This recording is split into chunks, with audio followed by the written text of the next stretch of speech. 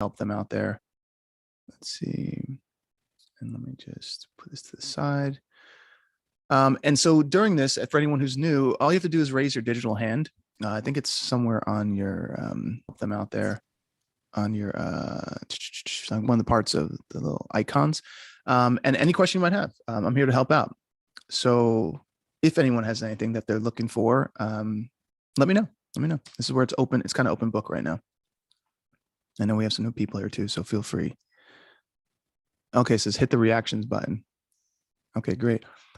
So let's see. I'm going to start calling people if no one has it. I'm just going to be like, what are you going through? How do you need help? So I'm going for you, Grab Buster. I see you have something to say. Yes, Adam, I completely appreciate to be here with you and with the people.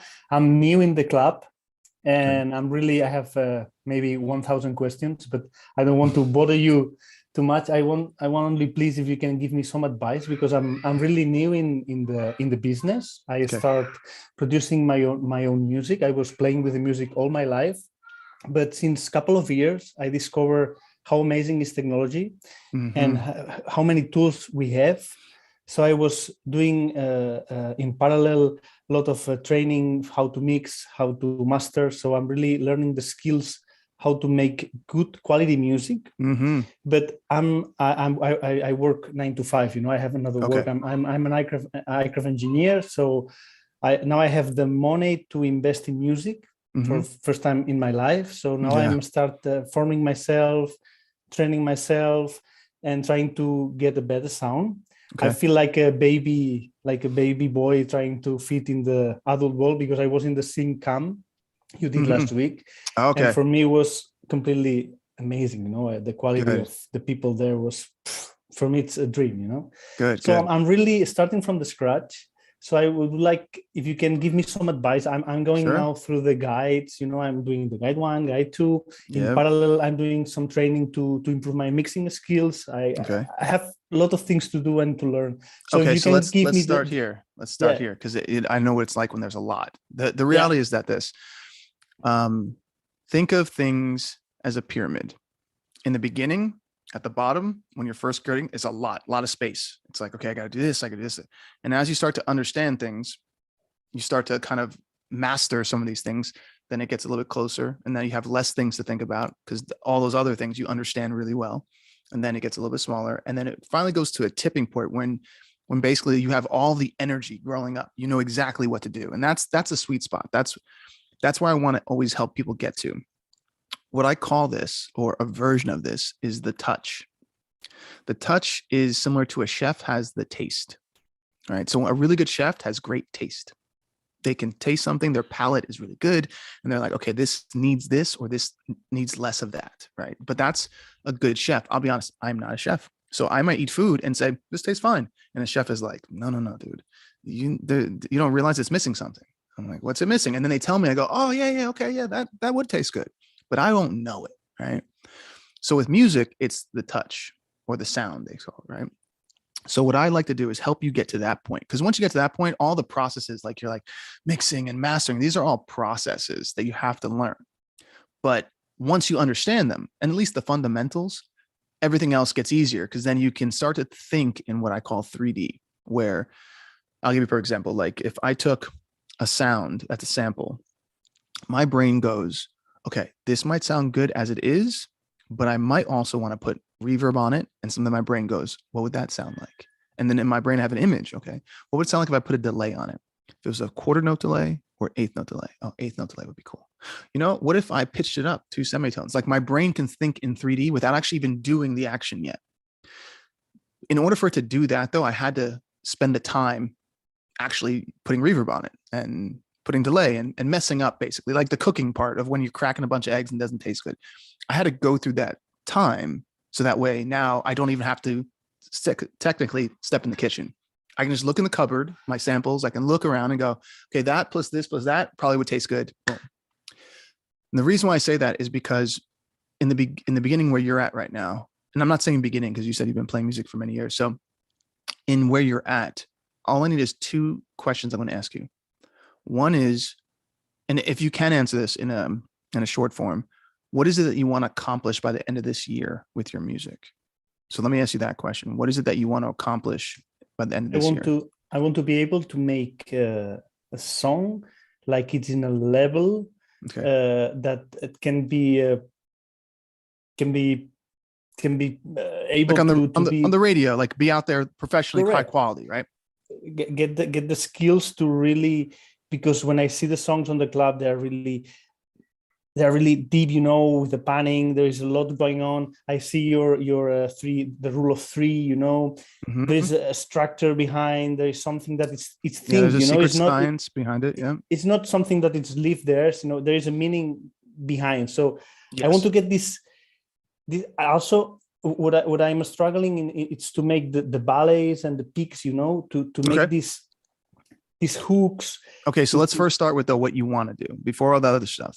Because see, what happens is how you start to add more information. That's because there is a lot. It's a lot of information. So let me just first understand what you want to do, which is what you said is create a high quality song from home, which is beautiful. The technology we have nowadays. I mean, I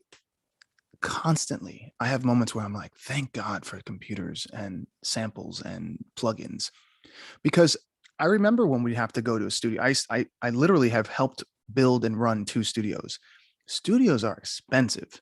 And I don't think people know that unless you have owned one or your friend or family member has, but they're expensive to upkeep. But then when people rent it out, I remember going in and paying $500 for a day. And if I didn't get what I needed, I had to pay $500 again. But now we can sit here on our computers at home and not pay any money except for the lighting in our own, you know, in our own apartments. So first is, okay, you want to get a high quality song from home. All right. In order to get there quickest, I'm going to tell you a route to use that will help you get there. Okay. This is a foolproof guaranteed route. The only thing it needs is your energy. That's it. Okay. So here's what I'm going to tell you. Find the genre or style that you want to be in, produce, write, be an artist in, whatever that is. Find the genre.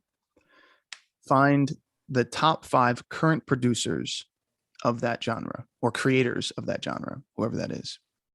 And I'm going to use production because you said you want to create productions, right? So I'm going to use that. Okay.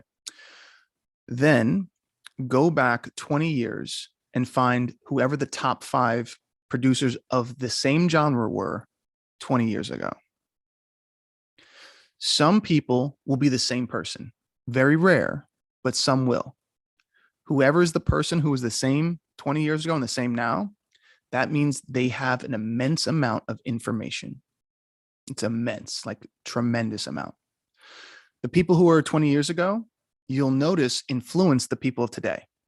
So you'll see a connecting pattern. You'll go, oh, wait a second. So-and-so was doing that 20 years ago. And that's what this person's doing today. And it's because a lot of what happens, it's called a 20-year turnaround. A lot of producers, when they hit around 30 years old, start to enter in their professional career. It's like right around there. And so they create music, usually from like 30 to 40 is like where all the music really starts to come out of most professionals. And that's not saying anyone should feel like they're on a certain plan of time, but that's what we tend to notice. And the music that person listened to 20 years prior was what they heard when they were in the most amount of subconscious learning, because their brains weren't totally developed yet. So what you heard at 10, 11, 12, 13, 14, 15, a lot of times is subconsciously rooted inside you already. And so when you go to make music, you're making music similar to a distant version of what you heard when you're 10, 11, 12, 13, 14, 15. And it might have adapted and, might get a little bit older, but that's this 20-year turnaround. And you'll tend to see it. You'll see artists like Bruno Mars, obviously he listened to Michael Jackson. And so that's why that's his style that comes out. Or Meghan Trainor, when she had that song All About That Bass, that was a throwback song. But the producer who produced that song, he was 40. So he was going back to people he heard who were 20 years younger than him. So it'd been in the 60s. So that's why it had that style. When you start to look at this little thing I'm showing you, it's the inner web that no one even knows about throughout the whole entire music industry. It connects everything. So what I would do, 5 who are current, 5 from 20 years ago. Then the deeper layer is find each producer's top 5 hit songs. So whatever their top 5 hit songs were, So you have a sheet, and that sheet will have 10 producers, 5 songs. That's like 50 songs roughly that you'll be studying. And all you'll do is think of each song as if you are a scientist, just curious, just looking for things that you find unique. That's all it really is. So you might hear a song and go, oh, I noticed that on the second chorus, they added an extra clap on top of their snare. Huh, they didn't do that in the first chorus. And just curious, like writing notes down, almost like you're just jotting down like an interesting thing that you just found. You just want to write all about it. Oh, I noticed that on the vocals, they have a delay that goes into a reverb. I can hear the tail of it.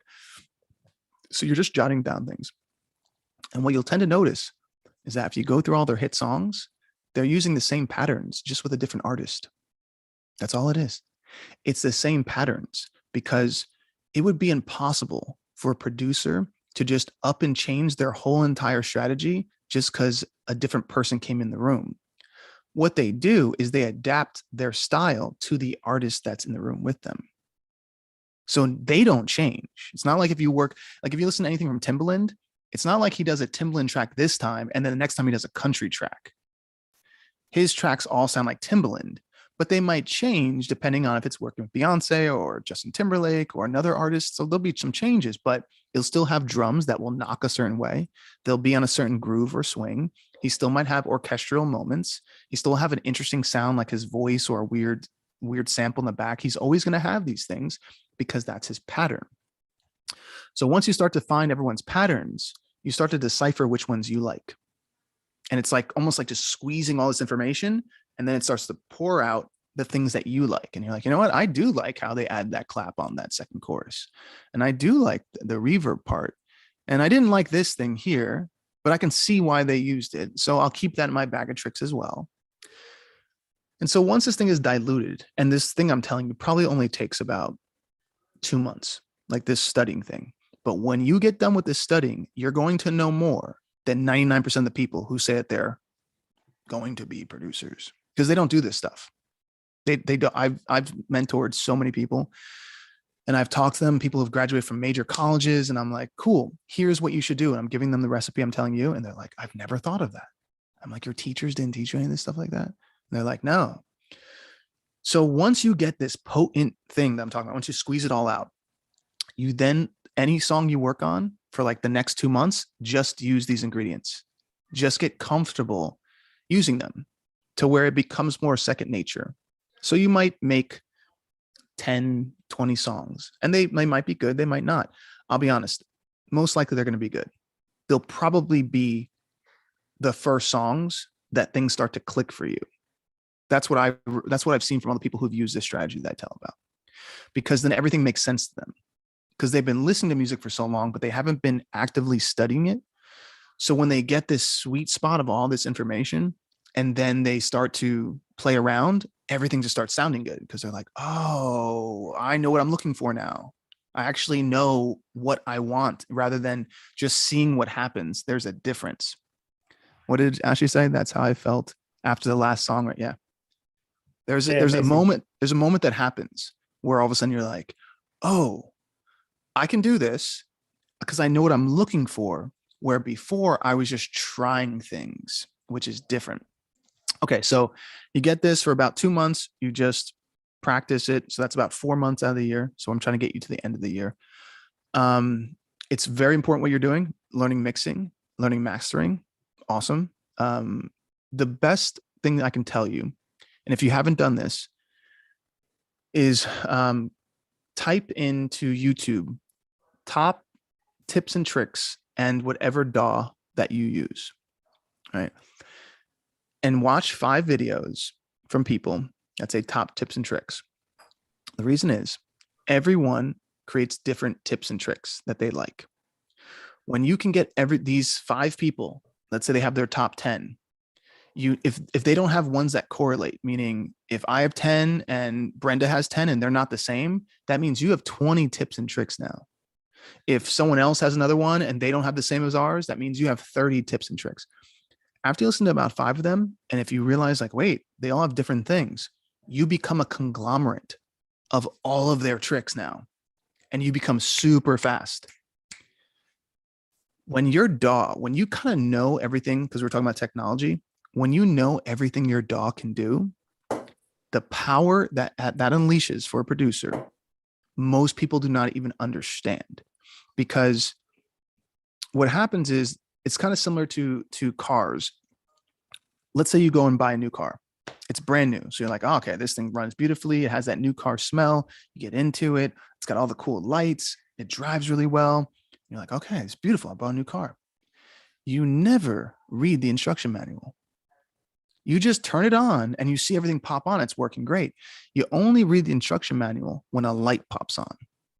And then all of a sudden you're like, wait, what's that light? That's a red blinking light. Something must be wrong. And you're like, let me get the instruction manual. And then you open it up. And then you find out while you're scrolling through, oh, wait, there's a cup holder behind here. And you press a button and a cup holder pops out. And you're like, whoa, didn't even know that was here, because you didn't read the instruction manual, right? And then you realize your car actually can do more than you even knew in the beginning. That's what a DAW is like for most people. They most likely get it to where they can record and they can do all the real good basic things. But the people who, if you're trying to go where you're going, they know almost everything the DAW can do. So if there's 100% that the developers made of this DAW, because listen, I've sat down with some developers of these things and they blew my mind. I'm like, what? It does what? And it does, huh? And they're like, yeah, we made this. We have a video up on it online. I'm like, yeah, I guess nobody really pays attention. But once you start to know these things, if you can get to understanding about 85 to 100% of what your DAW can do, you realize what is actually here, like the true power. And you're going, oh my God, I can do anything. It's like opening a superpower. So make sure your DAW is mastered. It's so important. Then, and this is just like an extra thing that I would say to put on your list, because if you want to, like you said, be able to do stuff really high quality, all those songwriter breakdowns that I'm doing, it's imperative. The difference between a good producer and a great producer is a great producer knows what a hit song sounds like. I have the 100 the checklist. Yes, already. exactly. I'm working on the checklist already. Yeah. So the checklists are awesome, because so if anyone doesn't know about the hit song checklist that I created, it has so much information in there that once you read it and then you start listening to the radio, you see the matrix. You're like, oh, this is everything there. But the songwriter breakdowns are really important, because in the songwriter breakdowns, you start to realize that all songwriters have a certain way that is a piece of them. It's how they write. And in a couple days, you can break down a writer, and then you can store information in your mind, almost like have you seen a video game? But if, let's say, you're in a battle video game and have different kinds of guns, it'll be like bayonet, and it's like grenade, knife, AK-47. That's kind of what happens when you study songwriters. You'll be like, oh, songwriter of the year. That's what they would do right here. What would Coldplay do? Oh, I know exactly what they do here. What would, and you start flipping through it. Your brain is so powerful. It's like if you think of like a computer, when you tell your brain what to study, it just goes through it super fast. It's kind of like, once you know how to drive, you're not thinking about how to drive. Especially like I used to drive stick. You don't think after a while. You're just doing stuff. It's the same thing that happens with songwriting. You start to just go, oh, what would so-and-so do here? A great producer knows what a hit song feels like, sounds like, and if it's missing the right lyric or melody, a hit producer can say, that needs to change. I'll tell you why it needs to change. I'll tell you how you can change it too. Now, I might not tell you what to do, but I at least can help guide you there. That is the difference between a good producer and a great producer. So songwriting and the songwriter breakdowns will get you to have the mentality of like, oh, I can now do a production of a song, and I now know what a hit lyric and melody sounds like. So if I'm in the room working on myself, working with anyone else, I know when it's not cohesive, and I can help to get it there. Go ahead. Where can I get these breakdowns? The songwriter breakdowns they're in our club. We do them every 2 weeks, every other week. Yeah. Cool. So just look out for when we post about that. I think some people who hear, Ashley was at one recently, so was Zach, like tons of information that you walk away having a massive amount of confidence because you see their tricks. And then we test the tricks by the end of the sessions. And in 2 days, like, Ashley, how fast did it take you to write your last song? It was like 20, 30 minutes, and then literally rewrote the verses. And now I think man, guys, like it erases the fudge around the line you're trying to get to, I feel like. And then you're there. It gives you a good direction to go towards. And I've been writing songs for years, but these last songwriter breakdowns that we've done, because I'm recording an album right now, it's helped me massively, to where when we're in sessions, I'm just flipping through different writers that I'm inspired by. And I'm like, you know what so-and-so would do there? They would most likely do this. Now, how do I do that my way? And that's where it gets fun, because at the end of the day, it's about your creativity, but using these other people that inspire you as just nice guidelines, but guidelines rooted in facts that create hits. And that's where it gets special. All right. So I would do those things like I just told you, the songwriting part. Then I would most likely create a filtration process. So probably link up with a few members of the group and just people that maybe you connected with, that you can send them some of your songs. So they'll give you real feedback and not just say, yeah, cool track, bro, or you slay, queen. Like, like they'll give you genuine, like, hey, the mix needs a little work here. The kick drum's a little bit too loud. Just kind of run through people in the group, and they'll definitely help you with that. And if you do everything I just said, I'm trying to think if there's anything else I would add. What genre are you working in? Normally, where I feel comfortable is like I used to sing. I like to sing. Okay. I play guitar and bass guitar also. I like this kind of pop, indie, rock. It's this kind of genre. Okay. This kind of pop rock, indie, and alternative thing. Okay. So then here's the last thing I'll put onto that. That's why I'm glad you told me that. The next, and this is like just the next little bit of level, is find the gear that the people who make the songs you like are using. A lot of people don't realize sometimes the reason why their sound doesn't sound like how they want it is just a gear thing. And it'll drive you crazy if you don't know that. Like, I don't know if anyone's ever done this where you're working on a song and you bounce it out and you listen to it and you're like, it doesn't sound like what's on the radio. Like, it just feels like the radio feels more fuller and clearer. And you're like, but technically I'm doing something similar. Like, I have a good microphone. I have good things. Has anyone experienced that where you can tell it sounds different? Sometimes that's just a gear thing, meaning I know an HD converter. What's that? I need to interrogate Logan Klaus, because Logan Klaus has a huge sound, man. I was in the sync cam, and when I was hearing the music, the guitars were pumping, I will ask him. Yeah. But sometimes it's, like I said, it could be the fact that you don't have an HD converter. So if you're doing things with a regular converter, it's not going to sound high definition. So if you take a kick drum, let's say from Splice, and you put it into your DAW right now, listening back without a converter, it's sometimes it changes the way it sounds. If you ever listen to something on Splice, download it and put it into your DAW and it sounds a little bit different.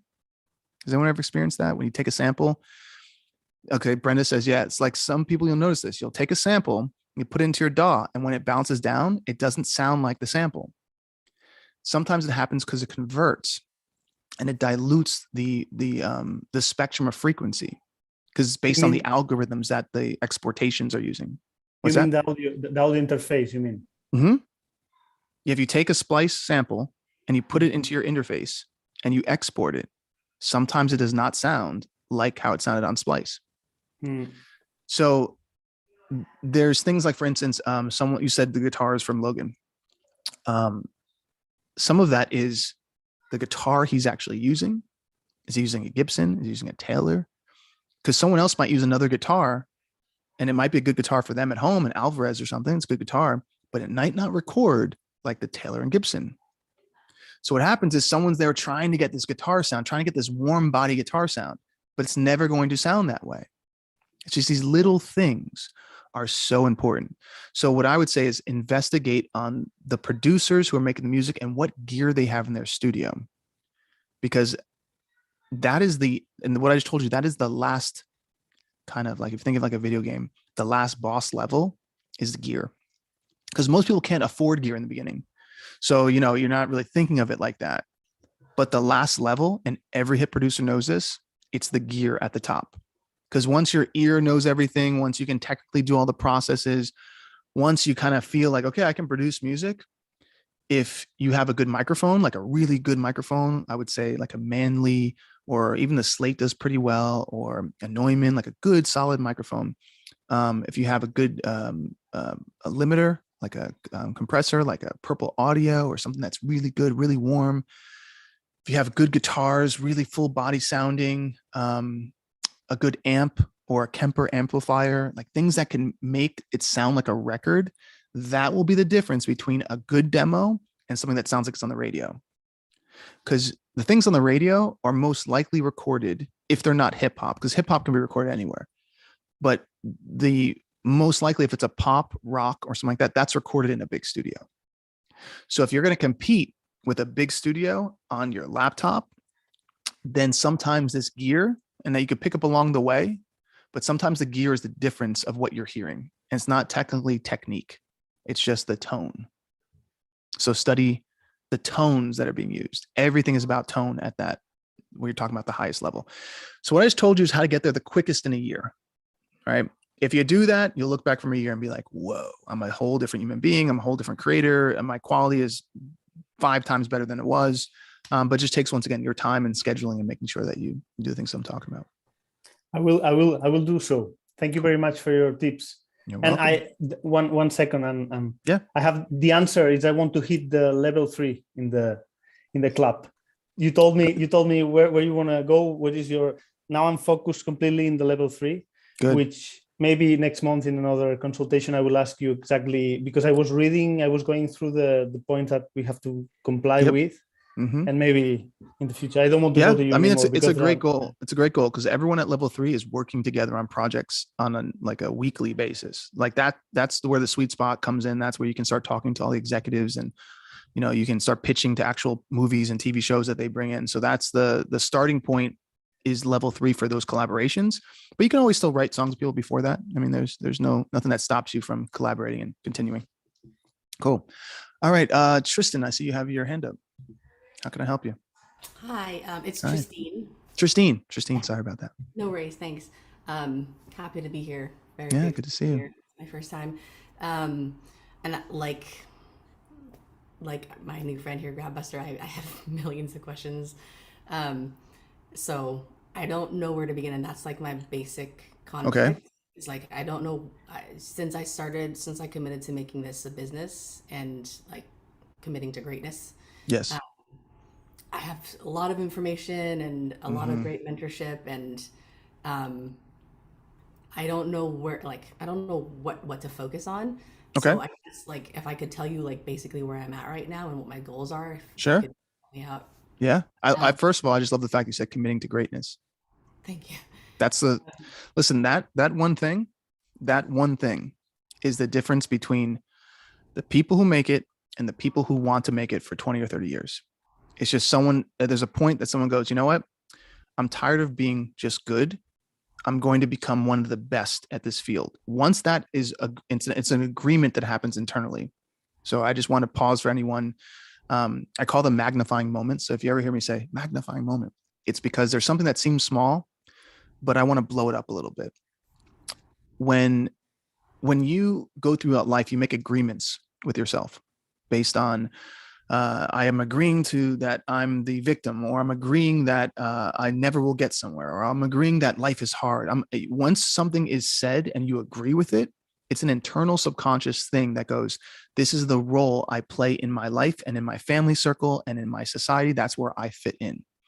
The minute you say, no, that makes no sense, I'm going to become great. It doesn't matter how old I am, what I look like, what gender I'm in. Once you get past all the barriers that people love to put in front of everyone just to play these roles, that's when everything starts to be energized and aligned, because now your attention is equated with your intention, and they have to be aligned.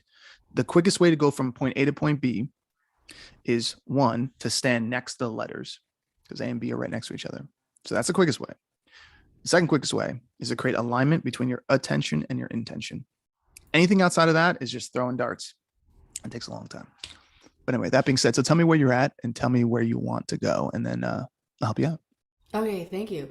Yeah, and in response to that, since literally like the moment that I decided like, okay, it's like game time, Yeah. the momentum has just been like a domino effect, and I'm trying to like catch up and just yeah, and not Okay. be overwhelmed. That's like that's my first, constant thing that I notice that I'm experiencing is like overwhelm. And so Yeah. I just do like at least one thing a day, like whether it's like educating myself or business or posting or Mm-hmm. creating or whatever or finding.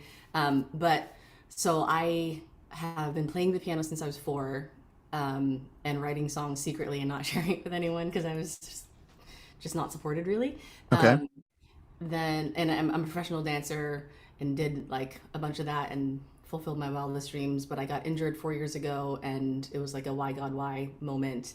Okay. And the response that I received from like my prayers was, well, you have to remember that you have a thing called music before you ever started to dance. So focus on that. And so I Okay. got really serious about putting my feelings out on into song.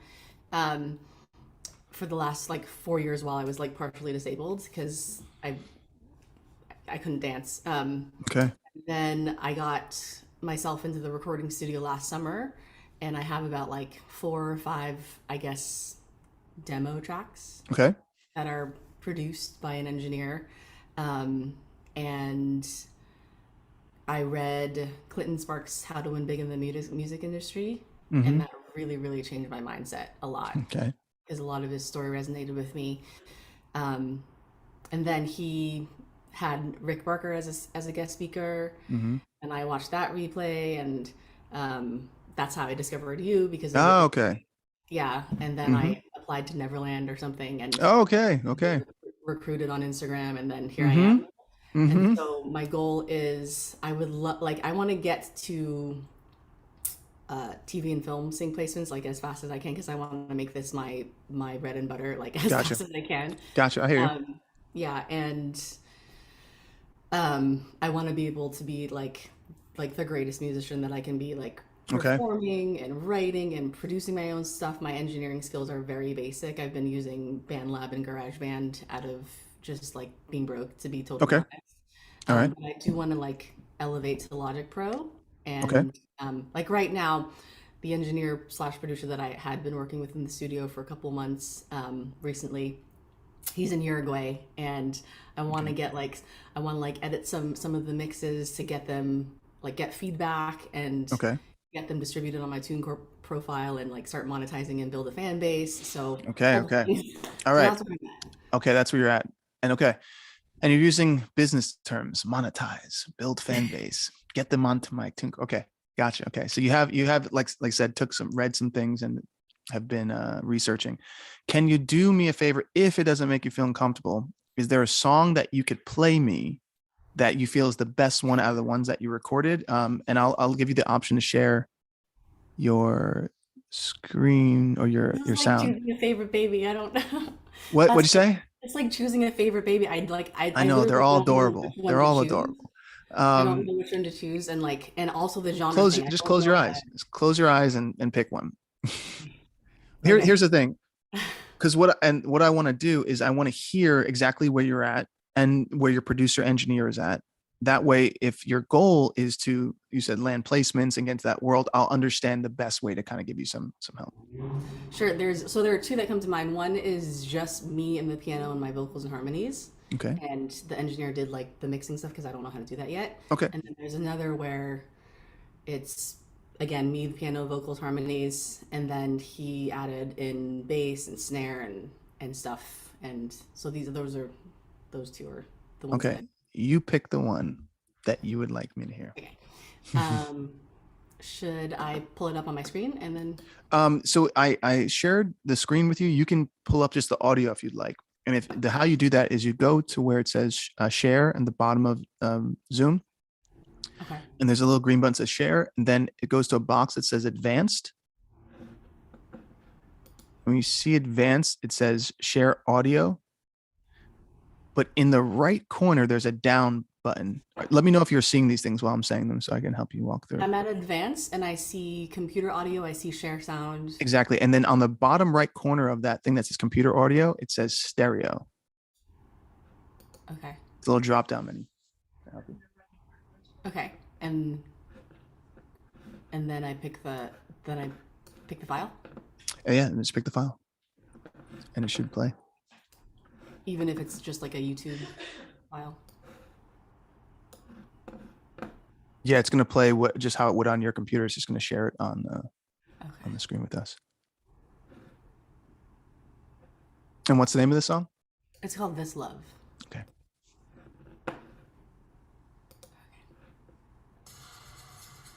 Can you hear it? No, I cannot. I hear it coming through your side. So go ahead and pause it real quick. So it's not coming through our side. Let's walk through this again. So you went down to the bottom where it said the green button said share, Yeah. right? You went to advanced, you went to computer audio, you went to the bottom left tab, it says stereo, and then you click the bottom right where it said share, right? Yep. Then I see a window that says Zoom. Window that says Zoom. Yeah. Okay, go ahead and click that. Do I click share sound as well on the bottom left corner? Yes. Okay. Share. Click on Zoom. These are all the meetings that I've recorded. What are you on? What are you playing your music on? An iMac. No, I mean, is it on iTunes? Is it just a regular file? YouTube. It's a YouTube file. Oh, it's a YouTube file. Yeah. Oh, can you put the YouTube link in the chat then? Totally. Oh, this is a song you've already released then. It's public on my YouTube channel. So it's released. I mean, it's in the world right now. It's in the World Wide Web, which means the whole world can see it. So it's released. Okay, yeah, it's released. Okay. It's in the chat now. All right, cool. So I will share it with everyone here. And let's see. Is there a video to it as well, or is it just audio? It's just a picture. Okay, so I'll just play the audio then.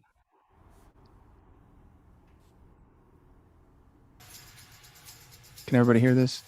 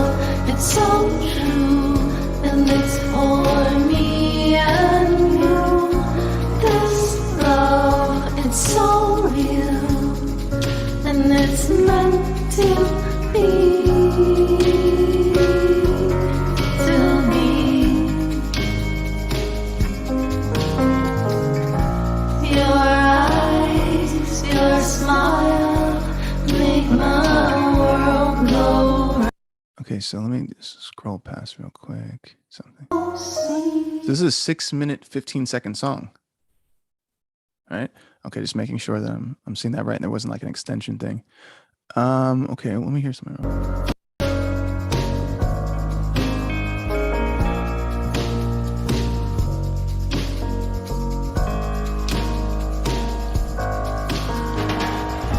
When you really want me, let it show. Tell me. I don't know if it's me, but it sounds like one of your backgrounds is saying "touch me" on that line. Did I catch that? You're muted right now, Justine. Yeah, that's what I wanted to. That's one of the things that I wanted to erase, but I'm like waiting for my engineer. Oh, that's my ear. I'm like, wait a second. There's a word in the background that's not saying the word as the lead. Yeah. All right. So you want to get into sync as fast as possible. Mm-hmm. That's the goal. I got a couple questions for you. First, just like so I can understand what you're looking to do, so I can get you there. So when I said is this released, you said you were kind of hesitant about using the word released because I'm assuming you mean thinking release means like TuneCore and like put out distribution. Yeah. Okay. And you said you want to build a fan base. So the first question I would ask is, before you put this out publicly, did you get any feedback from anyone professional? No. Okay. You said you were a dancer, right? Mhm. And were you competitive, or can I have a little bit of information? Was it doing music videos? Were you a choreographer? Nothing What was? commercial. It was concert dance. I majored in dance I danced with the Albany American Dance Theater in college. Gotcha. Yeah. So in dance, which is very competitive, Yeah. there's a certain, I would say, threshold that you could see things and go, okay, that person is not tight there, or they're off a beat right there, or they're not aligned. You can tell certain things. So before you would go and dance at a competition or someplace where you were showcasing, would you do it before getting feedback from other professionals to make sure that the thing that you're doing is at the same level, if not better, than the people you might compete against? Or would you just walk into the competition and say, let's see how it goes?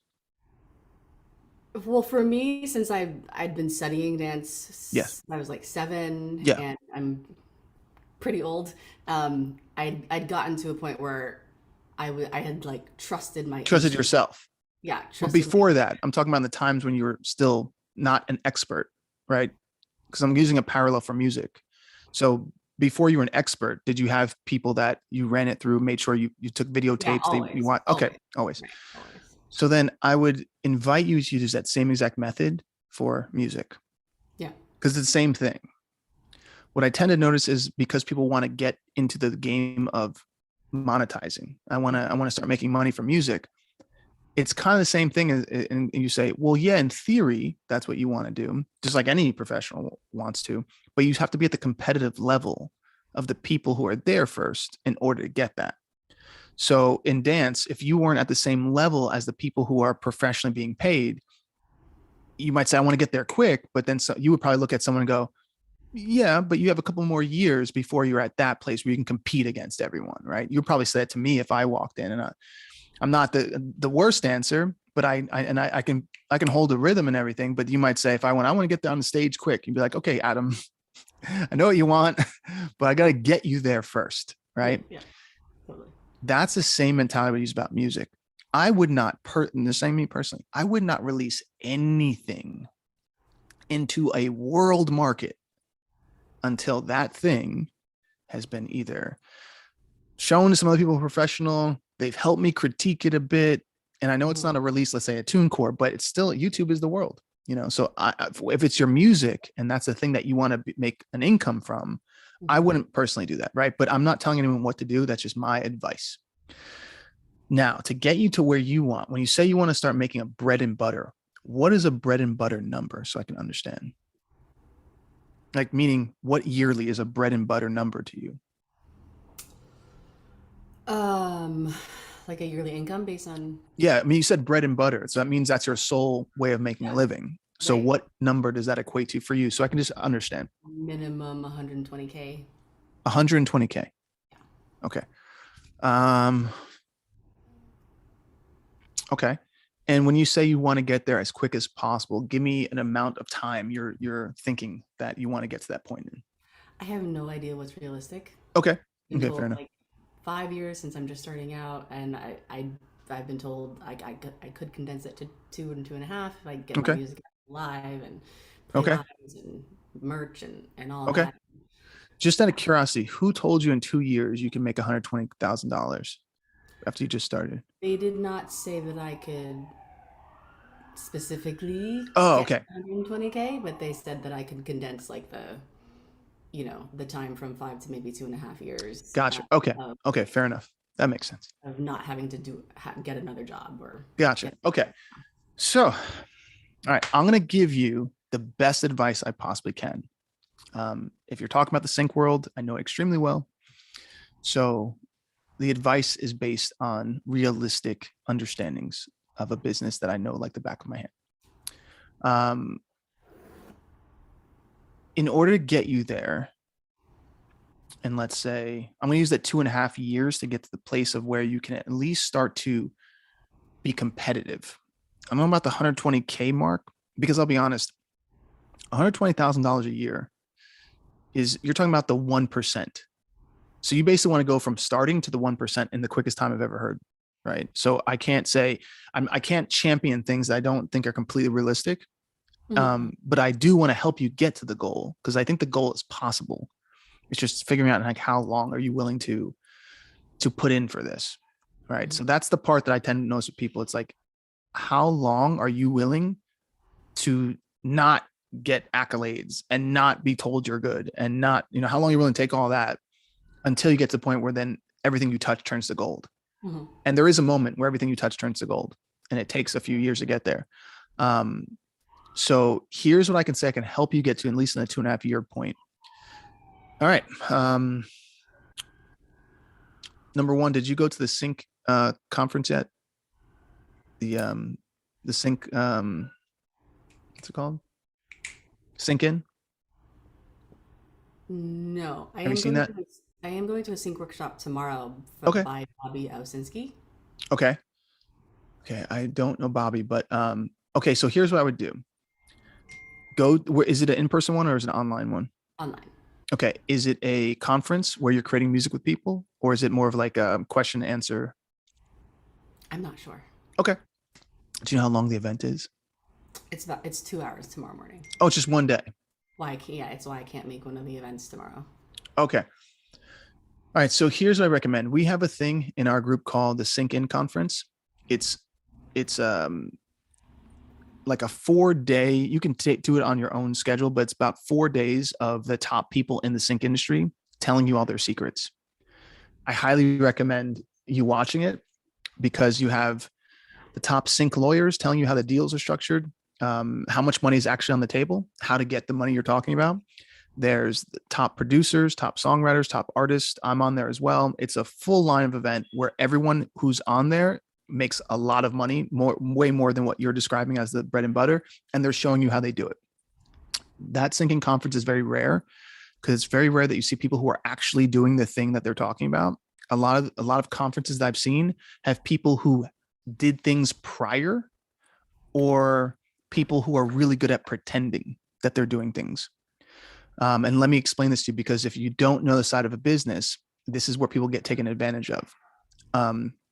So for instance, someone could technically have 30 placements in TV and film, but unless you ask them, was it paid through a licensing library, or was this negotiated through a company, an admin company, a publishing company, or something like that? Those two things are where people get caught, because most upcoming artists, producers don't ask the question of, was that through a licensing library, or is that through a deal? Did you strike a deal through the company with like an admin or publisher or direct sync agent? And let me show the big difference between the two. If you have 30 songs that have synced and it was through a licensing library, you might see $50 per sync. And then that same person will go and teach others how to get placements. So $50 or $500, something very low, times 30 song placements. We're talking about between $1,500 to $15,000. That's, you can't live off that. Mhm. Right. And that get 30 of them, that might have taken them 2-3 years to do. But then they're not in a negative way, but then they're also talking at events. And then other people are like, oh, I want to get 30 placements, but no one ever actually asked them how much they got paid. Mhm. So it'll be like, as seen on MTV. And I'm not knocking placements. I'm just saying there's a difference between if you said to someone else, did you get 30 placements for campaigns that were negotiated through companies? Well, that's different. 30 songs like that, one song could be worth $100,000.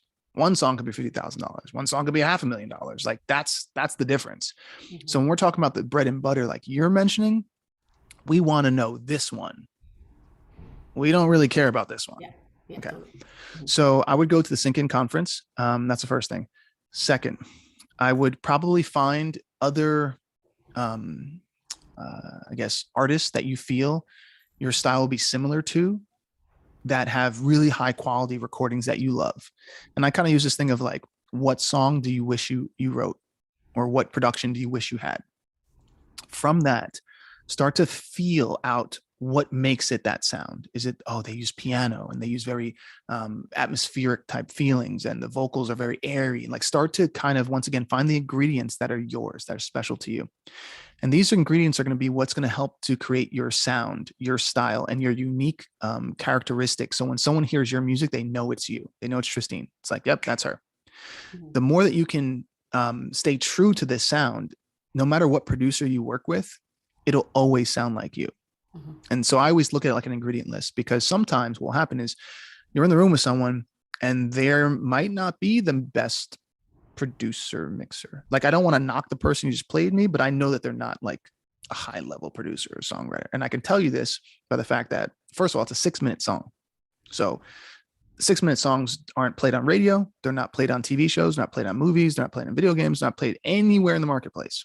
Okay. So anyone who would say yes to recording that is just like, hey, helping out. You know, it's like, just kind of like if some friends like, hey, teach me how to do gymnastics. And they're like, I'll show you do some back handsprings, some backflips, but they're not getting me ready for a competition. They're just showing me some stuff, you know, and we're having a good time. Anyone who's getting me ready for a competition knows the rules of the competition. And that's what they're helping me to really be good at. So if you want to look at this quick little thing, I'll show you on how Sync works. Sync has 7 streams of revenue. So it's a good thing that you already kind of know business pretty well, because let me kind of go through the revenues that you can monetize. So it has TV, film, commercials, trailers, video games, editorial playlists, and radio. Those are like the 7 streams of income that you can monetize. And I'm not saying streaming or downloads, those all come usually from you being on playlists. Usually if you just have your random Spotify, if nobody knows you, you're not making money from there. But if you're on playlists and people are talking about your songs, that's when you tend to get downloads and streams and things like that. Okay. So I'm just going to use this example, and please don't take it personal by any means. I'm just saying the 6-minute thing, right? It's just to use that example. So if someone says, hey, Adam, I have a 6-minute song, I instantly know I have to remove certain revenue streams from that list. So I remove radio off the top. I move editorial playlists second. I remove commercials, because commercials are only a minute. And so they have to have things that grab attention. I remove TV shows for the most part, unless there was some part that was so good in there that I'm like, this fits perfect. I'm going to remove movies because the soundtrack's not going to have 6-minute songs on a soundtrack. I'm going to remove video games because it's not in a video game the way the song is anyway, because it's talking about love, and most video games don't have that. I'm going to move from trailers, because trailers are usually very impactful, like boom, boom, in a world, you know, that kind of thing. So by the time I get through all of that, there are no revenue streams that this song would fit in. Okay. And that's only going from the 6-minute thing. Sure. Now, what I would highly recommend is, if you're trying to do this seriously, well, one, you have plenty of people in the group that are all working towards TV and film, and they've been working enough to where they understand these certain rules and guidelines. They'll help you to be more competitive. So just being active in the group and meeting people, and then kind of like we were talking about, getting to level 3. So that way you're in there and you're working with everyone. You'll see once you jump in that pool, the songs there are crazy. Like everyone there is so good. It's so good. Like I do their demo critiques once every 2 weeks, or the camp critiques. Every time I'm even more blown away from the last one. So just get active in all those things. It's important that if you're only going to be the vocalist, that you can learn how to record your vocals from home, because that's going to give you the ability for two major things I'm going to teach you. One is it gives you the ability to own your vocal master. And the reason why you want to own that is because if you work with someone and you record at their studio and you don't pay, they own your master of your song. So I don't know how you worked it out with like your friend or the person who recorded you, but did you pay them outright? Or did Yeah, you work it was an independent contract, just like hourly. Cool. And he sent me all the stems. I don't know if that. Great. Yeah, that's great. That's great. Okay, cool. So you can hire people, or once you start to record your vocal really well from home, you can work with people remotely and you can say, okay, I'll record myself from home. That is so important for artists to be able to record themselves from home, because you can do it on your own schedule. If something doesn't sound right, you can always say, I'm going to take a break. I'll come back to it later. You're not on like a crazy clock. You own your vocal master, which is worth money. So when you're negotiating a contract, they'll pay you once you get a placement, depending on what the thing is, for your vocal fee, especially if you work more in EDM. It's like a vocal master. Also, you can use that when you're negotiating the master ownership. You can say, well, I want 20% because it's my vocal and I record it at my house, so I want to be paid back for that time. If you go to a studio, let's say with a producer, and they record you, technically they don't have to give you a portion of the master because you're doing it on their dime, at their place, their time. So that's why that vocal master is really good. To do that, you're going to have to study how to record from home.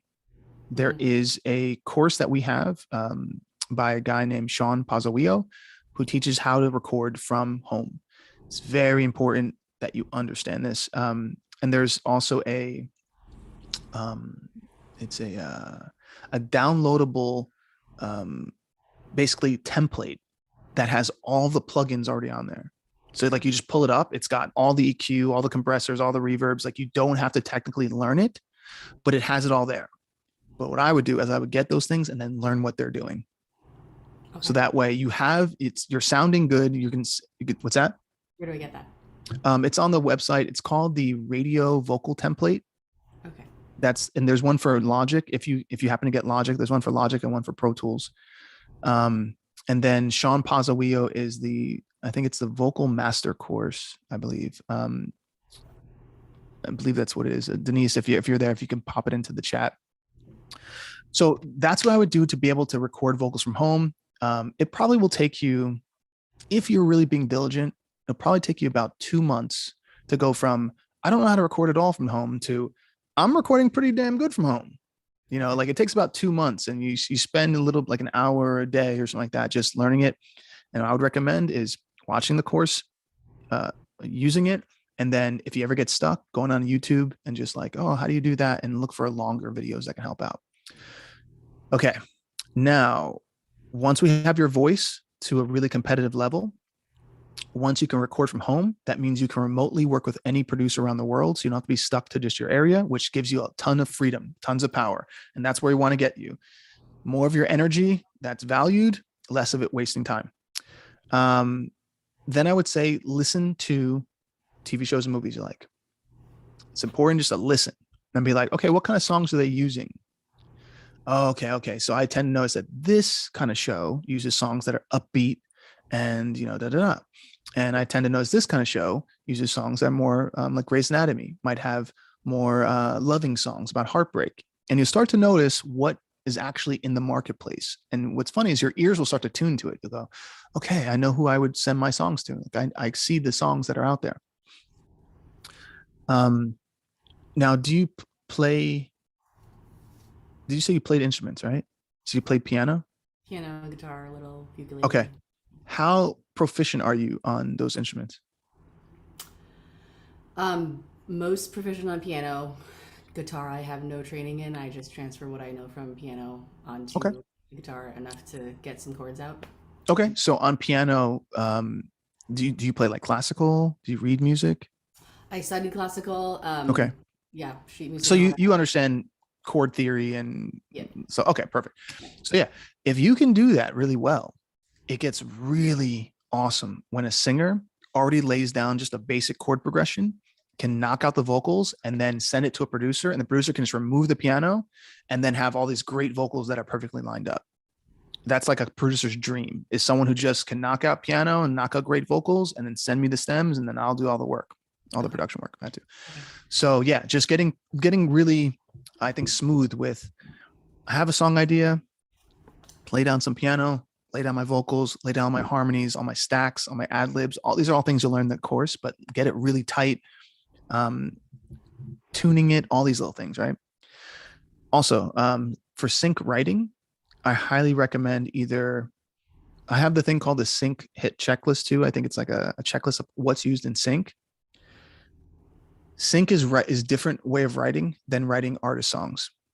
Most people, it takes about 2 years to learn how to write for sync. Okay. And the people I'm saying most, I'm talking about people who are already signed to record deals.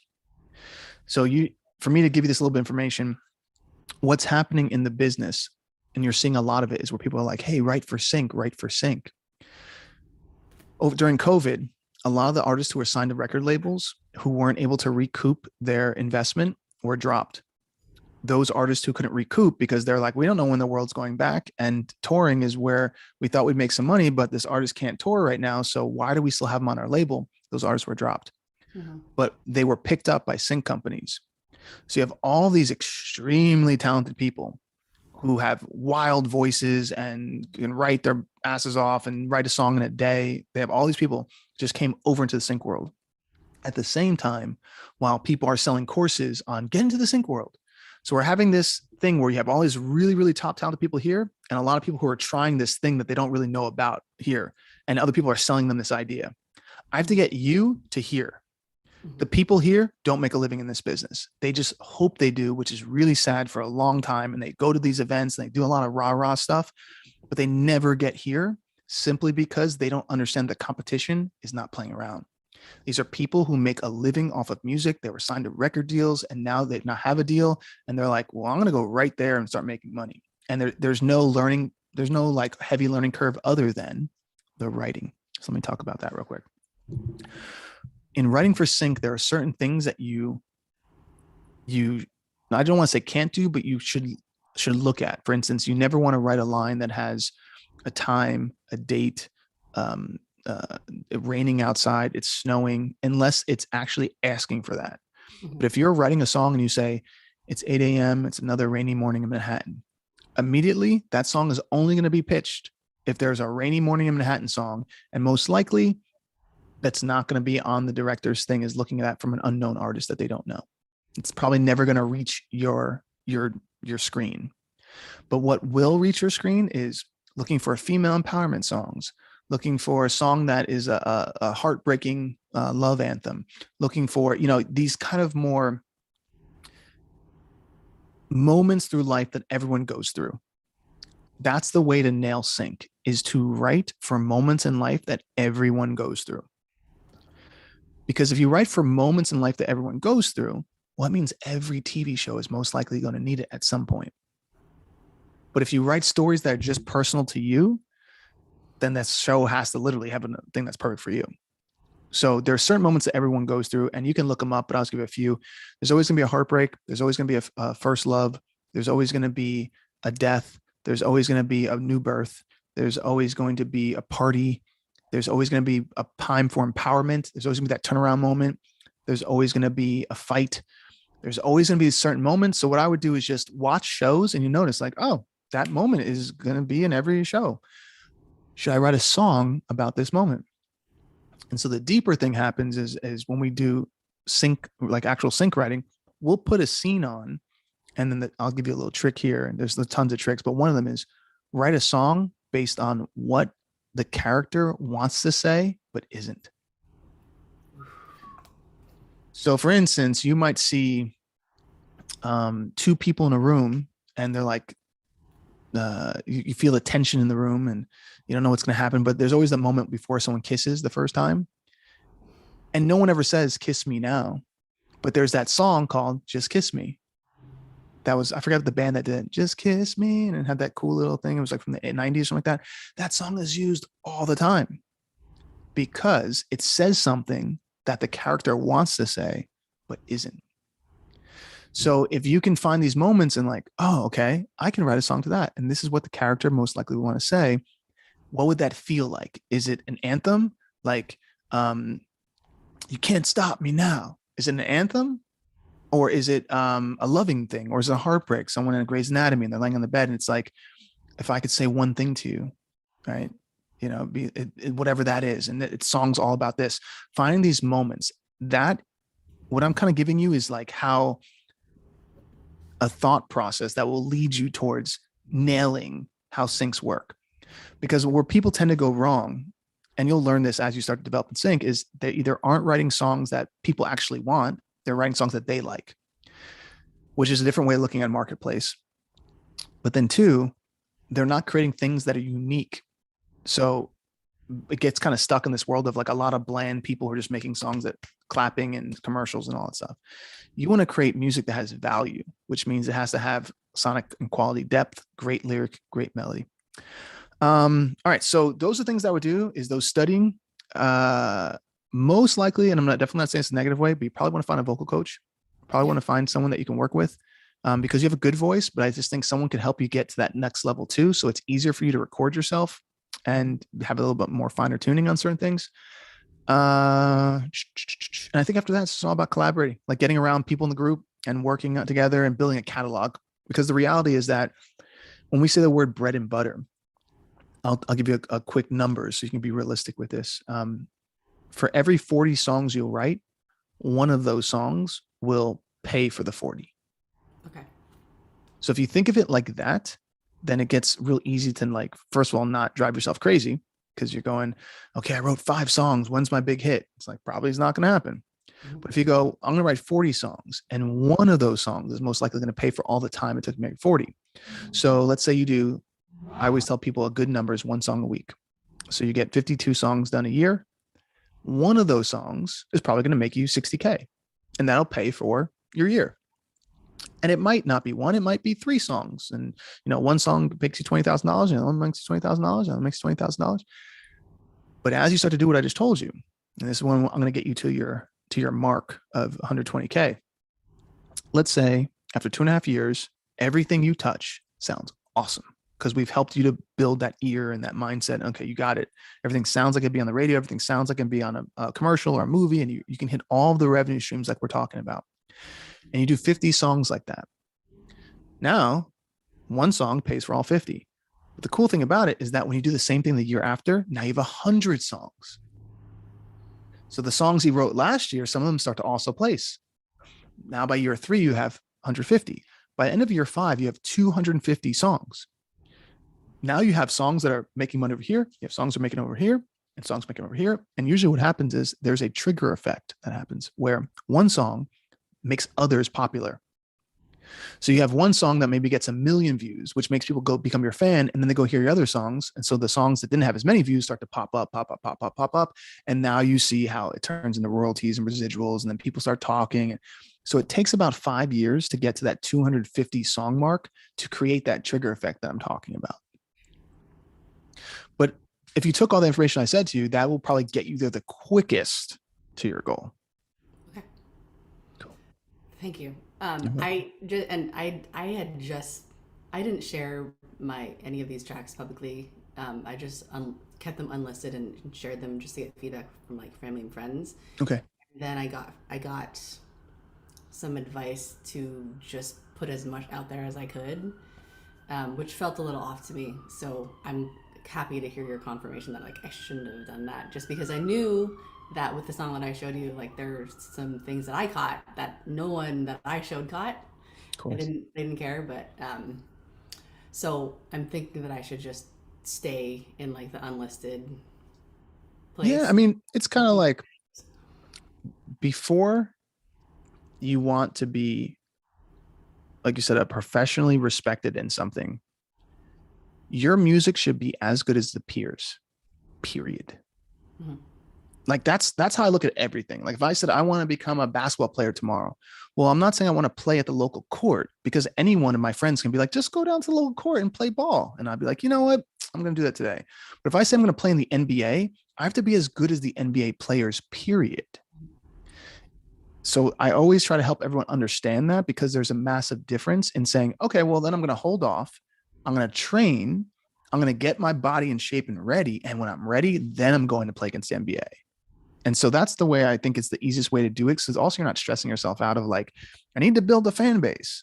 Because what I've seen so many people do, and I'm not saying I know who this person is, but I've seen a friend of theirs say, you know what? You never know. Just like do it. And then the person's like, oh, I'm not sure. No, just do it. Like people get famous all the time randomly, or something might happen. You never know. You're blocking your blessings, or who knows what's right. You got to manifest stuff. And they'll tell the person do it, and the person will go and do it. And then the person doesn't build a fan base. And then what happens is it creeps in their subconscious, and they're like, well, maybe my songs weren't that good. Like maybe I'm not meant for this. Maybe it's not meant to be. All these things that are completely not true. Not being meant to be and just not being ready are two completely different things.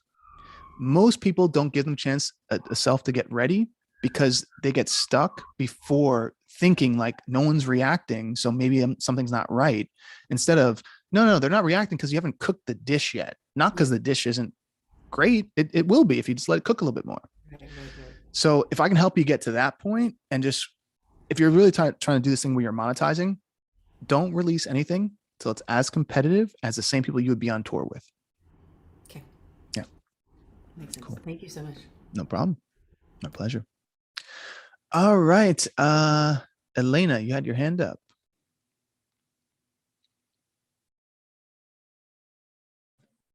Hi. Hey, Well, I don't how you doing?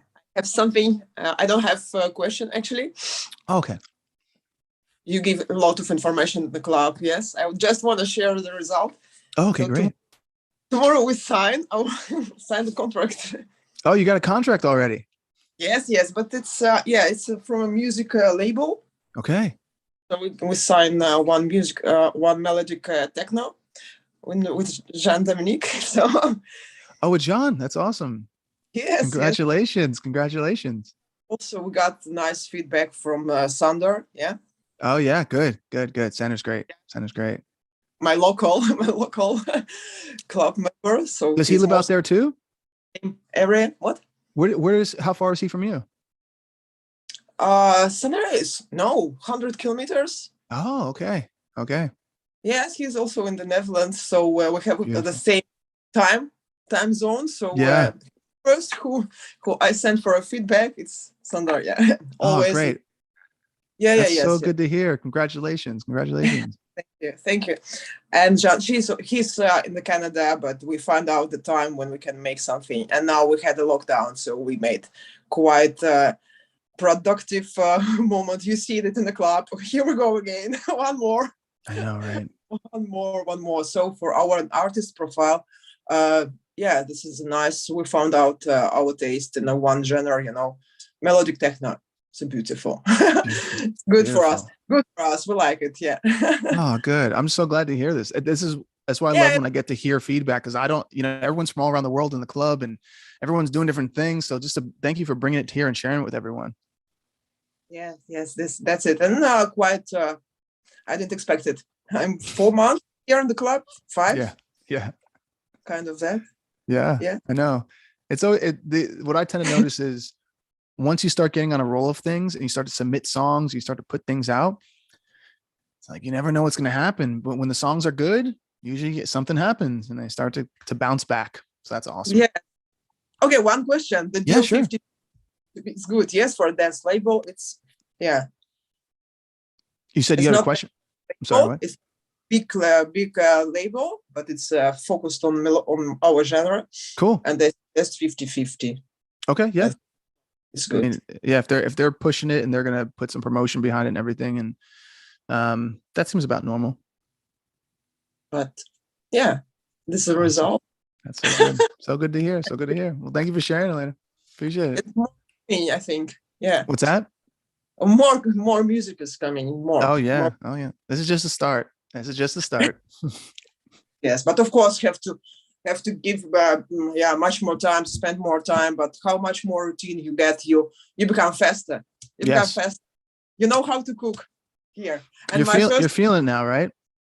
Yes, of course. But I had a problem with the time, So And now, I dropped also my first NFT collection. So it's we will see. Maybe in this month I get first Ethereum. Well, keep me posted. I want to know how that goes. Then let me know how the NFTs go. It's interesting stuff, because you have to build up and promote your collection. For example, I make a video. I like visuals. I like to make scores for films. So I collected nice videos from a very exotic places, for example. Okay. And I made a melodic techno for it. One. Yeah. Interesting. So on those visuals, are you purchasing them, or did you actually go out there and you No, shot them? I made an agreement with with my friends. Yes, he made with drone. He made amazing videos. You can find on Monolizer. You can find it, and I just that's cool. Sounds interesting. That's awesome. But yes, Awesome. because it's kind of we've discussed a lot about this. Yeah. Yeah, I know. So That's why it's cool to hear. Yeah. That's great. All right, cool. Well, since you have any questions, what's that? Yes, but you get the result, and it's interesting. It's getting interesting. Yeah. Yeah, like I said, this is just the start. So it's be cool to see what you're doing out there, and definitely keep me posted on the NFTs, because I'm really interested in seeing how people are starting to grow that through music. So write me an email when you start seeing what's happening. So keep me posted on all that too. Yeah, good. Awesome, beautiful. Okay, cool. Okay, Brenda, do you have a question? How can I help? If so, Yeah, I have a few questions. all right, hit me. So I was wondering, like, how important is an artist name? Like, when you think of Ariana Grande, she has the word like Grande in her name. Taylor Swift, she has the like word Swift. Does that play a part? And It's so fascinating you said that, because I've had discussions with people where I say names don't matter, because you don't really know someone's name until you hear, or you don't remember their name until you have something to bounce it off of, meaning something that you respect, or something that you're inspired by, or something that you find catchy or shocking, whatever it is. But like, it's really, someone says, did you see something? And I'm from who? And then they say the person's name, and then it correlates. Right. So for instance, if there's a band called Flock of Seagulls, like, that name is such a weird name for a band, but because it was weird and because the music was good, people remembered it. But then you have artists like Sting or Seal, like, those are random names, So me personally, I don't think a name matters. I think the music matters, but to artists, the name matters. Like, to the person, they're like, I want to make sure it sounds cool, and I want to make sure it does this. So I've gone back and forth with people, and I think I'll come back around to the fact that the only thing that really matters is the music. But like, for instance, Justin Timberlake, like, that's just his name. There's like Adele, that's just her name. So like, people just take their names. Why, you think about changing your name to something? I kind of like, I don't really Okay. want to, because I feel it's more authentic, but I've just had this discussion with some people, or like, one time I was talking to a marketing company and they said my name sounds old, so I should change it. And then some other people are saying it sounds country, because Dirk doesn't sound like it could be pop. So I'm just like, kind of like, just in that phase of like debating whether I should. I think but it's so funny Ed how Sheeran never changed it. So yeah, I think it's funny. People are like, your name sounds country, and you're like, I live in Canada. Like, that doesn't even make sense when someone says something like that. Yeah. So I think people just have their first impressions of things. And whenever someone says, what do you think about my name? It's a first impression. Do you think it sparks ideas? And if they go, yeah, it makes me feel like Nicki Minaj. What does it feel like? Oh, I feel like it's edgy. I feel like that. Okay, cool. That's how the music is too. But I think at the end of the day, like, if you went through a bunch of artists, you would find a lot of artists just have their names, and it's just, their music is really good. Like, for instance, if someone said Dolly Parton, I'd be like, Dolly Parton? Like, what is that? What is that? I don't know. It's Dolly Parton. That's who I know is now because of the music. But if someone just said there's a person named Dolly Parton, I'd be like, that's an interesting name. I don't know if I would name someone that as their artist name. But after a while, you start to say that's a cool name because it fits the sound of her music. So like, for me personally, I don't think it matters. And I also don't think it matters based on a genre. I think that's just our thoughts.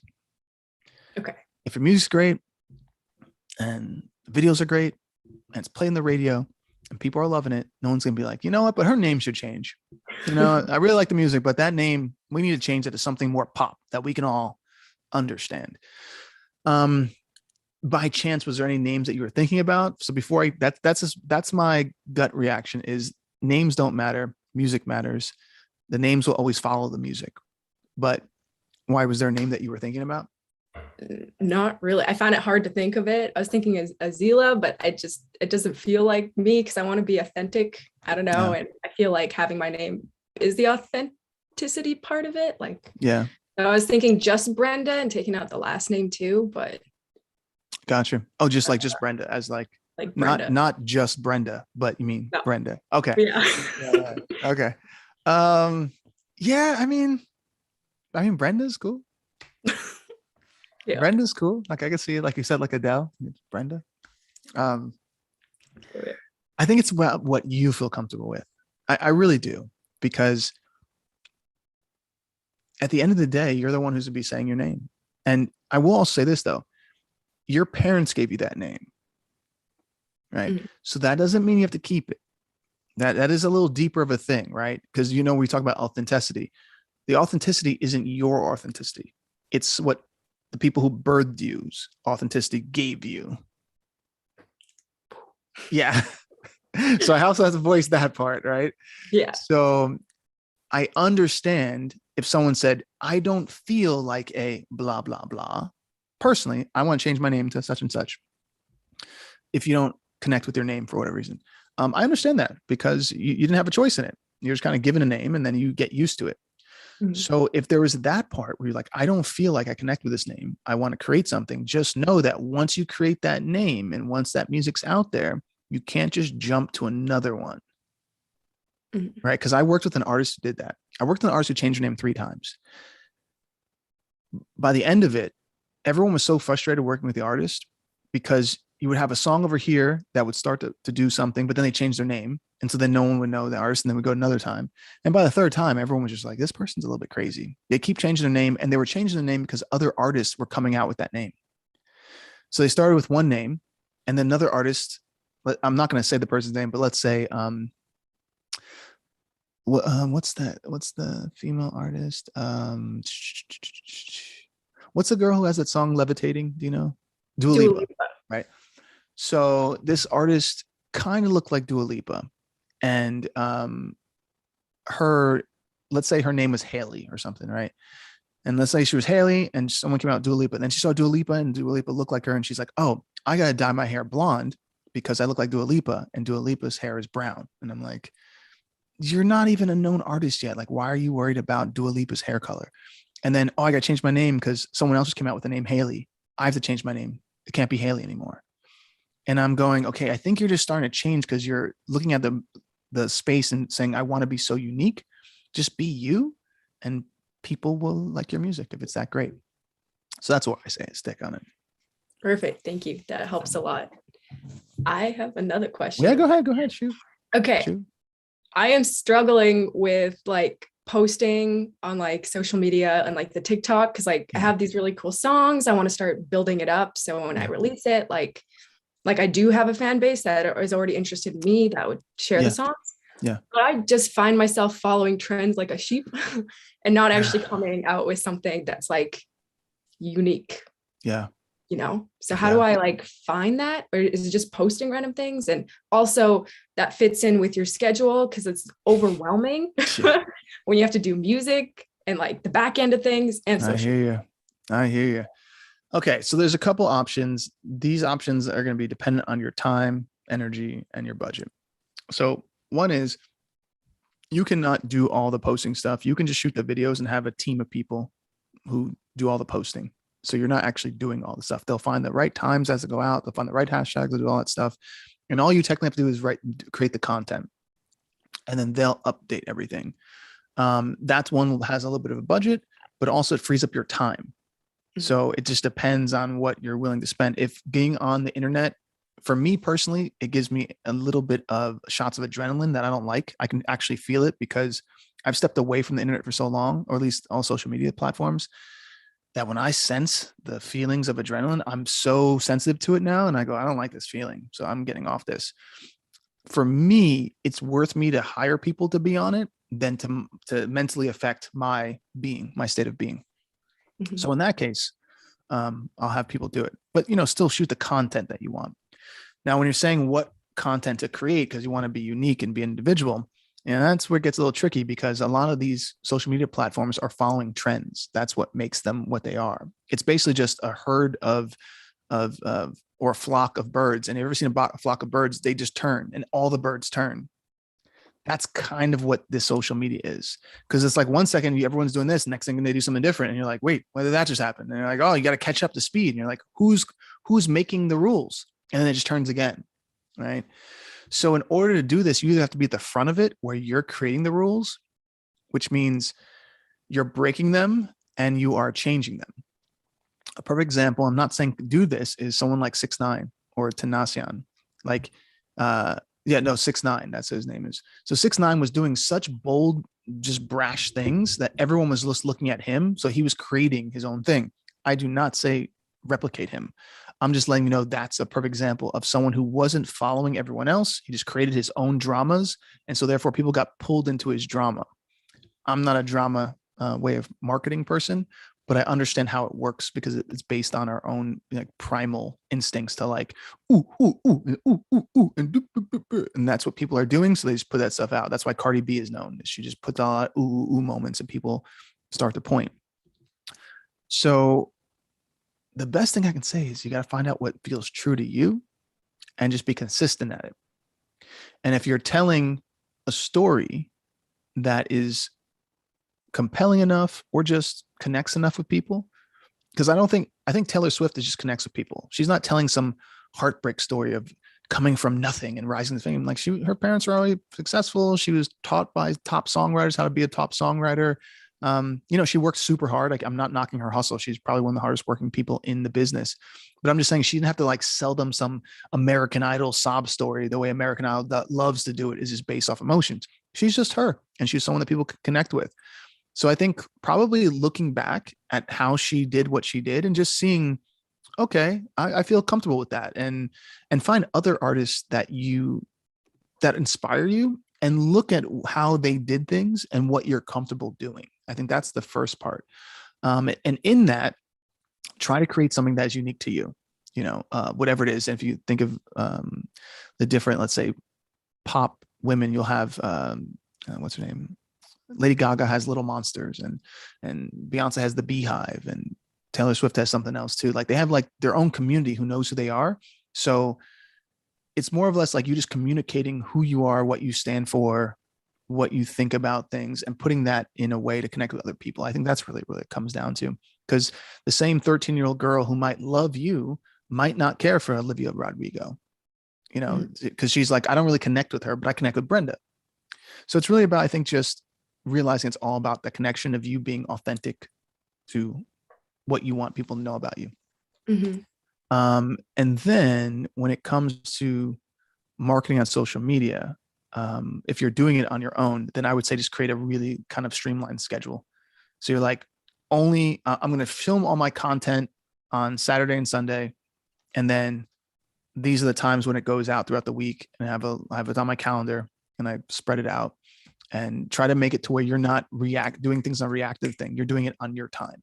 This is the days I block out to do such, not like, oh my God, they just did something, so now I got to do something. Because that world of people who live in it, most of them go crazy after 5 years. There's always some like crazy story of some YouTuber who's just like, oh, I lost my mind, and because they're trying to chase trends, which will drive you a bit crazy. That helps. I also have a question, Yeah. because like you said, you're super sensitive, and like when I went to Neverland, I stopped really doing social media, Yeah. and now like getting into it, it's like really overwhelming too, and I can like feel like Yeah. the energy, or when people are like judging Yeah. the posts that you post, you just feel it, reading the comments. So how do you find like a team that helps you do that? I mean, you can hire social media teams. I know Craig's company does social media stuff too. I mean, they're the ones who do it for the club. I know Yudi sometimes does. She might still be doing it, where she's doing social media. You probably can also just post in the Billboard 500 Club and say, hey, I'm looking to hire someone to do my social media. I feel like when I get on there, I get a little bit of anxiety or something like that. And I want to stay away from it for a bit. So I want to hire someone who can do post and just be very detailed, like someone who understands TikTok, Facebook, Instagram, da da da da. Probably be averaging X amount of posts per week. I'll create all the content, but da da da, and then have an offer, like a financial offer, or have them email you, and you can discuss financially what you're willing to pay for that. And maybe someone else is like, you know what, I have extra time and I need some side money, so they'll do it. Okay. That helps a lot. Thank you. And can I ask one more real Sure. quick question? You Go ahead, mentioned go ahead. earlier in the video an Yeah, go ahead. HD converter. What the heck is that? And what do you the HD converter. Okay. So basically when your sound goes into your computer, it's going through your Apollo now, right? Probably some sort of Scarlett. Scarlett. Okay. So some sort of thing that changes the audio into a form that can be read onto the screen. There is a Apogee, I think, has one called Symphony, I think, and I know Pro Tools has one. But basically, it's a converter that takes your audio and puts it into the computer at the highest rate possible, so that way it maintains all the information that it possibly can. And so they usually run about like 3K and up, just depending on what kind of thing it is. Those little tiny things, AC converters, like I said, the kind of guitar you might be using, the microphones, those are like that last level that when you start to really get them, you'll hear the difference. Like, oh, that does sound different than this other one. And it could be recorded literally on the same microphone, but just these little tiny things will really help out. If you're doing production, for instance, I think converters, things like that are very beneficial. Okay. Sweet. Thank you. I really problem. appreciate it. You're welcome. All right, Ashley Bear, What is up? what's going on? How you doing?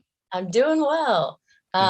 Few questions. First question is, I was wondering if I could send you these verses I rewrote from the song that I wrote this week in the breakdown. Oh, I want to say yes, but I I know. want to say no. I knew you were going to. I had a feeling. Yeah.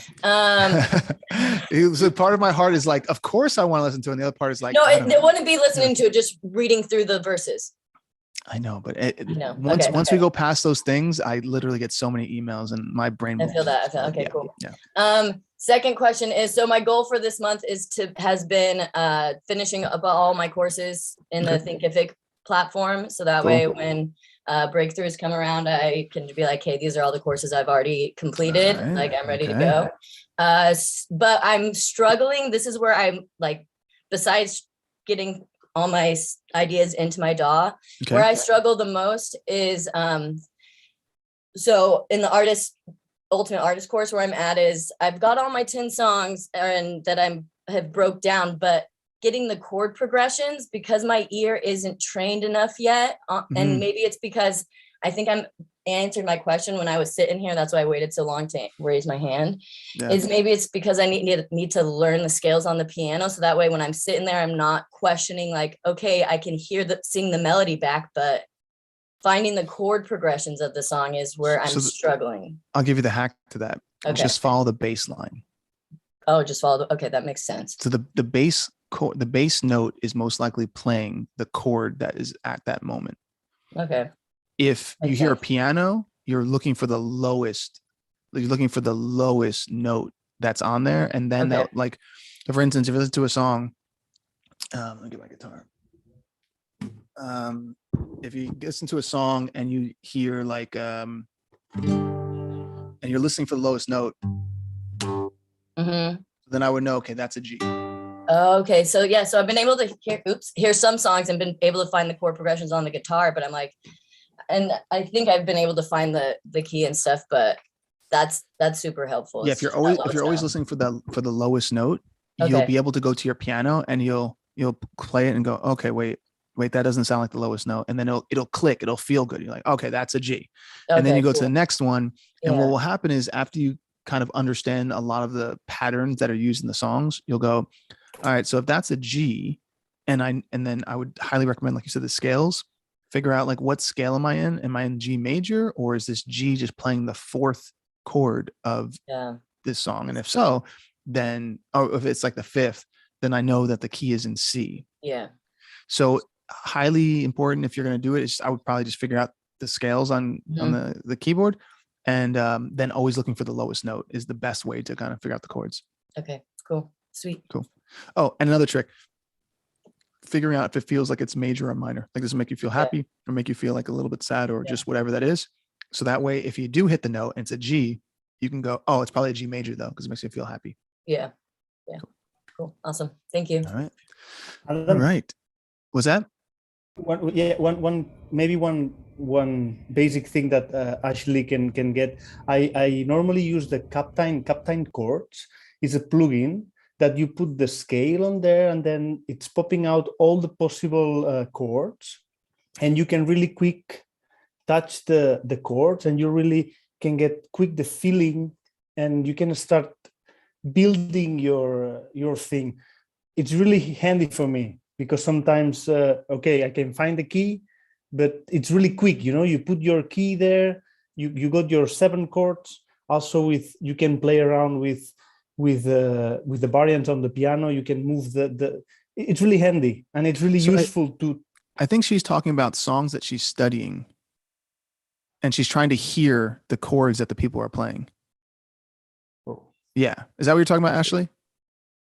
Okay. Yeah. So that's okay. So that's what I was saying. It's as long as you know the key it's in. So for instance, if you can take your scale and just be like, do, do, do, do, do, do, do, do, do. Okay. It's this key. Once you know that, then you know you only have 3 majors, 3 minors, and 1 dominant. So it's kind of easy to remember. You're like, all right, so if something makes you feel happy, it's probably one of the majors. So it makes you feel like a little sad or a little bit to the left, it's probably one of the minors. And something makes you feel really like, what is that? It's most likely the dominant. So that's kind of how I just kind of juggle what everything is. And then it really helps me to solidify what's most likely being played. Cool. I see Zach wants to say something. I got a question. Go ahead. I've been coming to these song breakdowns and I've been loving it. Awesome, man. Writing lyrics and singing isn't necessarily my forte, so I'm really challenging myself to come to these things and try to work on it. I'm finding a hard time finding vocal melodies. Okay. I do it with the guitar and then I try to mimic it. That's one way of doing it. Great way. I was wondering to ask if you have different methods. Yes, I do. Okay, cool. Yeah. So I'll give you a few ones that I use. And what I would say is play with them, see what works for you. Cool. First, I will find the major pentatonic scale, and I will try to make my verses be below an A, above middle C. Below A, above middle C. Below the A that's above middle C. Got you. Yeah. So for instance, if I'm doing a verse and let's say the key is C, I'll probably play the 1, 2, 3, 5. So I'll be playing the C, D, E, and then the G. Yeah. And then I might go a little bit lower to the A and the G that are below middle C. And I'll just hit that scale. So probably like G, A, C, D, E, G. And I'll just play that scale back and forth and get my ear kind of tuned to it and just start singing different melodies that I feel like kind of resonate in a cool way. So that's one. And then when I go into the chorus, then I kind of can open up those other notes that are above the A, because now it has a breath of fresh air if I want to make my chorus raise. That's kind of one of the tricks I use, right? Gotcha. The other one is let's say if I'm playing guitar, and I always try to go back like up and down, because most melodies fall on an up and down pattern. That one melodies that really lock in with people, they're usually on up and downs. So what I'll do is I'll just rock back and forth with a metronome or with a groove or something, and then I'll try to sing things that I feel are infectiously fun to hear. Like if you didn't even hear the melody, if you just heard the notes, it would be something that you'd be like, oh, that's really catchy. And so I just kind of start doing that. So if I'm, I'll give you for example. I have no clue what I'm going to sing, but let's find a chord progression.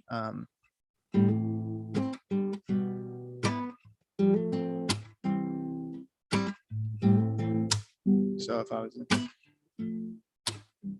oh, there's a calling on the way, get it right now. There is something coming in the my bones. I feel there opens up a rise on the horizon, and I still don't know. Oh, I still don't know. I'm just trying to beat on the beat, trying to find things that might be. If you remove the melody, all I'm doing is la da da da da da da da da da da. It's kind of like infectiously fun to hear, and I'm just mouthing nonsense, right? So that puts me in a zone when I go back and forth. That just helps me. And then whatever I come out. And so what I'll do is I'll just freestyle for like 5 minutes, and then I'll go to my recorder and just find things like, okay, that was really good right there. And sometimes, like even on that one, some words come out like over the horizon. I'm like, oh, okay. So I'm going to keep that line. Maybe that's trying to come out a little bit more. And then I start to build around what naturally feels cool. Okay. All right. So that's the second one, is getting in the groove, throwing things out, and then going back and, okay, that's part hooky. So once I find a hooky part, that's when I start to use the power of 3. So let's say if we were doing something and I knew that I really liked, I already kind of did it because I know the power of 3. So, so I did the power of 3. But let's say if I was doing something random and I was like, sunset, some ways go. So that's a melody in there. But let's say I didn't know the power of 3 and I went something different. And calling my son at Betty's. And I'm like, I like melody's cool, but I don't feel like it really hit me because I can't repeat it unless I do 3 times. Calling my son at Betty's. I don't know. Open the windows and lock the doors. Summon horizon and it's on the floor. You know, because then I'll like, hey, I like that melody. Let's repeat it 3 times. Mm-hmm. So whenever I find a melody that's kind of cool, then I'm going, how do I repeat it 3 times? And then change the 4th a little bit. Yeah. That's just kind of what I do. Next thing I will do, if none of those work, like I just said, I will find the feeling of an artist I like, and then I'll just say, what would that person sing over here? So I'll be like, all right, this is a cool progression. What would insert artist sing here?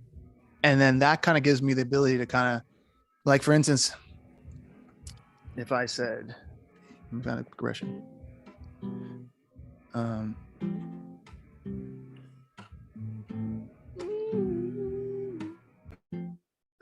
So if I said, what would Adele sing? She would do something that starts off low and then hits a high point. And she might go,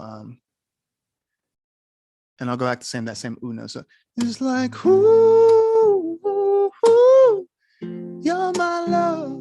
And I, ooh, ooh, ooh, can't get enough. She would go up there, but she'd be real powerful with it, right? And the backgrounds would go, can't get enough. And she would go, ooh, she'd do the high one on her own. The backgrounds do that part. So I started to think, what would so-and-so do? Let's say if I said, let me do another.